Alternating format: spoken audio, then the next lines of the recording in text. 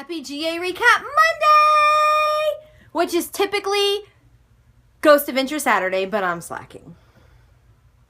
I was out of town all weekend visiting friends in Arkansas, and I did not get home until insanely freaking late last night. Like, insanely.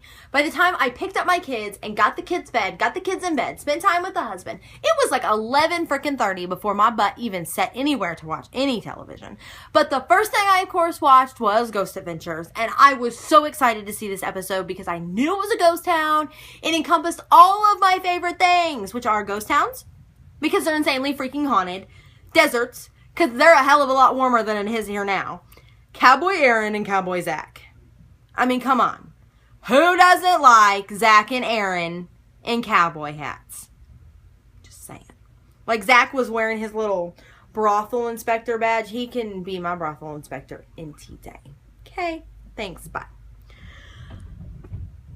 Holy Lord, this episode. So they were in Apache Junction in Goldfield, Arizona. This was an original mining town in the 1800s. It was rebuilt in the 80s. And when they were rebuilding it, they had purchased like this little skull to go into the museum as a prop. And 3 days after they did that, they found an actual body in the ground. Of course they did. So when they found that, the coroner came out and removed the bones. And then whoever body that was, his spirit got all up in everybody's cookies and was like, listen, y'all done took me out of my space. I'd like to go back. Okay, thanks. So they worked effortlessly to get him back into the ground in Goldfield. And they did, and they gave him a little headstone, a little proper burial, everybody said a prayer, it was so sweet. He still ain't happy. He's still mad as hell he was moved. So he's haunting that place somewhere. The most haunted building, however, in the entire darn freaking town is, of course, the brothel. This makes Zach very happy. This makes, whatever. A guy, single man in a brothel, we all know. Vegas boy, we all know how well that works out. So they go in, they're interviewing a girl who used to work there, and she's talking about Karen, who was also another working girl there, and they were really, really close, and she passed away suddenly a few years ago, and it was really hard for me to see that because you could see the hurt in her eyes when she was talking about a really good friend, and I know that if I lost any of my friends, that would be the end of that for me. So I felt that with her, and I just connected, and I had tears. It was horrible.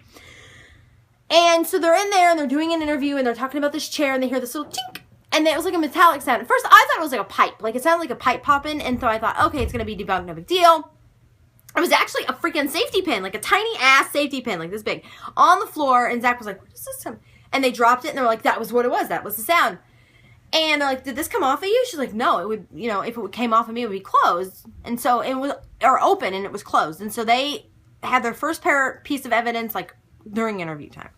So they interviewed a few other people. There was documentation of people being scratched and touched, and it was just nutso. So they kind of like eased right into lockdown. I mean, there was a lot of interviews, but it wasn't like as much as normal. And then they just kind of boom, we're in lockdown. And so they're in the mine, and they start in the mine, and they are. It was Billy and Aaron and Zach, and they all go in the mine. Jay's at Nerve Center, and Zach has the SLS camera, or the structured light sensor camera, which gives you the little like connect stick figure guys on there if there's something in there. And then Billy has a new piece of equipment called the atmospheric gas sensor, and it detects 8 different types of gas, and it was created once again by Bill Chappell. I'm loving all this new equipment. It's just unbelievable. And that little gem will also lead us into our LOL moment at the end of the recap here. But we'll get to that in a minute. So they're walking through, and we had Rachel's first under the bed moment. Everybody go, yay, under the bed moment, woohoo! Under the bed moments, as you all know, are the ones that made me go, whoop, right under this bed. So that was when that damn bat flew on that SLS camera and was like, whoop. It didn't look like a damn bat. It looked like a damn ghost. A freaking, oh, I was out. I was like, whoop. I literally did that, went under my bed. I don't care if it was debunked as a bat. It made me pee my pants.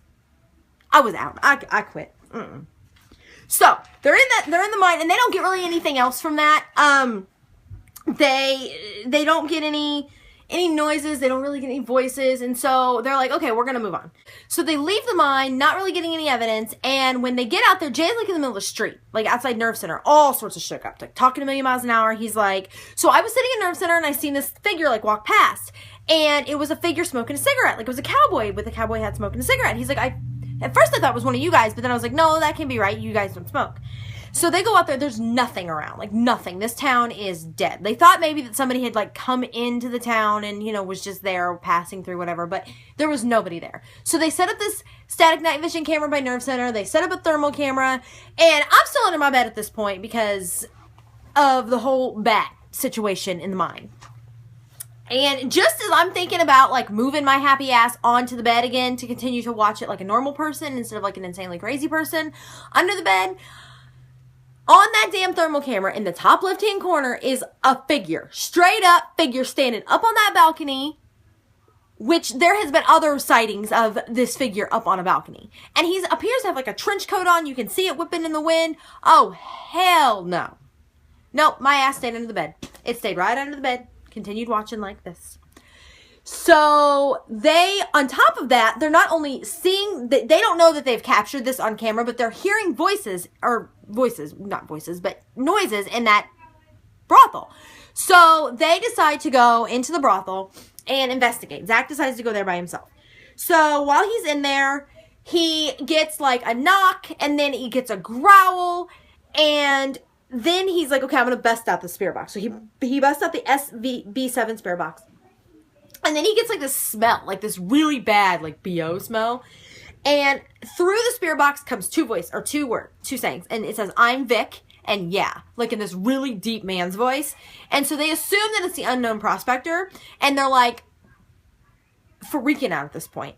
So the room's like overcharged. And then they get a woman's voice on there. And it says, make it go, I was hurt. So does it mean that whatever, like these questions were asked in the show, and I'm asking the same damn things. Does it mean like whatever's in there did that hurt her? Like make it go away, I was hurt. Or whatever, you know, it was just one of those things that like makes you think, okay, what's going on? So then they kind of they switch it up, and Zach stays at Nerve Center, and Billy and Aaron and Jay go to the museum to investigate. And whatever the hell's in that damn museum is playing freaking games, because first they hear footsteps upstairs, and then they hear footsteps downstairs, and then they hear footsteps upstairs, and they're like, what the actual hell? How is this possible? Like they're like little kids going after a treasure hunt. They're like running this way to check footsteps, and they're running this way to catch footsteps, and then they're running this way. And Zach's hearing all of this up on the Nerve Center cameras. They're hearing it all. So they don't really get like anything else there except these damn footsteps, and they're like, okay, we've got to go, you know, dawn, you know, it's almost dawn or whatever. So they're like, they go to the grave of the unknown prospector. This was the coolest part of the entire freaking episode. I freaking love this. They had set up those little RIM pods that they use with like the little detectors, and they had set up 3 of them, and they were getting intelligent response after intelligent response after intelligent response. Like Zach was asking questions, this thing would go off. He asked it to step back, it would stop. The coolest part was at the very end when he goes, how many of us can you see? And they're like, beep for however many. It was like, dee. There was 3 of them standing there. Are you kidding? Seriously? I thought I was just blown freaking away. I was blown away. It was unbelievable because this thing, whatever it was using these REM pods to communicate. And so while they didn't, you know, like they bust out the spirit box, and the only thing they get is yes. And in response to, do you want to talk to me? And he gets a yes. But what irritates Zach, and kind of irritates everybody in the paranormal, like he said, we don't understand why it happens. Whatever it is wants to talk. But now it's gone. So where do they go? Why can't they talk to us? Don't play games like that. That's just rude. You obviously can make yourself manipulate stuff and da-da-da-da-da. Don't be playing games, Bill. Yeah, I want to talk. Peace out. Nope, just playing. I was just playing. I'm out. Rude. Rude. Spirit, rude. Rude. Very rude. So, now, we get to go back. That was kind of the recap of the episode. It kind of ends like that with Zach asking, you know, where do they go? Why does this happen?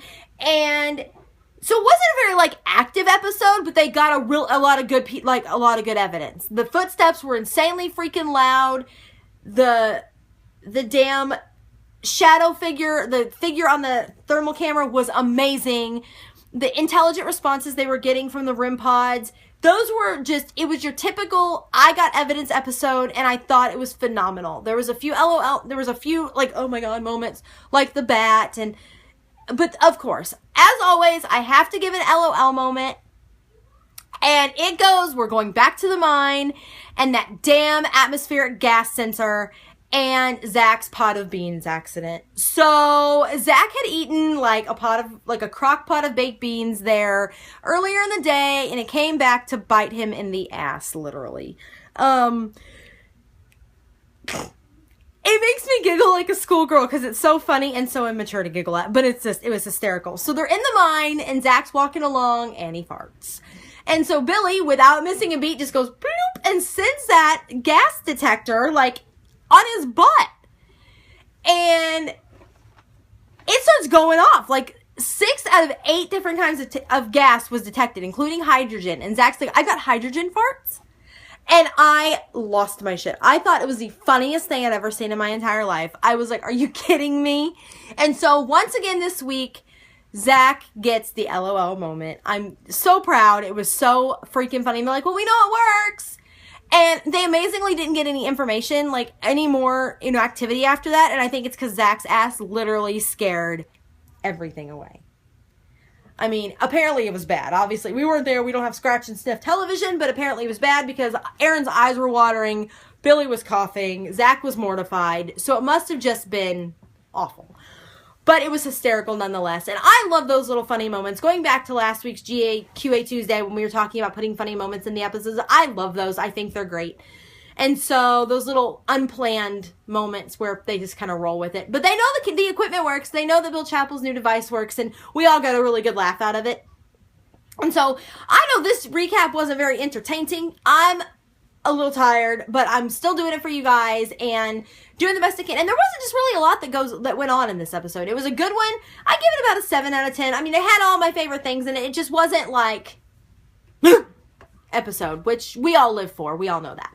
And so as always, I'm going to give my shout outs to the Ghost Adventures fans and paranormal group. They're the lovely little group on Facebook that I bring GA Recap Monday to every week, as well as GA QA Tuesday, What Should I Do Wednesday, and coming Friday is a little teaser of something that I'm working on for you guys. And I'm not going to give you any details. I'm going to keep you hanging, keep you in suspense, but you'll have to check out this Friday. There's going to be a video explaining what's coming. And I'm so excited. Walter and I have been talking about it, and we've got little plans in the works. And I am over the moon to do this one. This one's going to be a lot of fun. I have fun with all of my videos, but I'm really excited about what's going to be coming on Fridays. And I can't wait to share with you guys, but you're going to have to wait till this Friday to get a sneak peek of what's actually coming next Friday, and every Friday after that until the end of freaking time, or until Facebook shuts down or we blow it up, one of the two. But I can't wait to talk to you about that. So, as always, I'm going to put their link in the drop down below. I'm going to give them a shout out somewhere on my page. It's usually right here, like in the middle of the screen.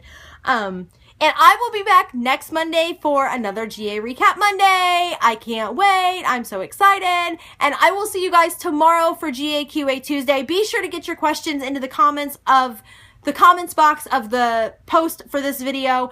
And you can always message me on Messenger. You can hit me up on Twitter with questions. And I will be filming that video tomorrow. I need probably about 6 or 8 more questions for GA QA Tuesday. So get your questions in today. I will write them all down. I'll give you a shout out.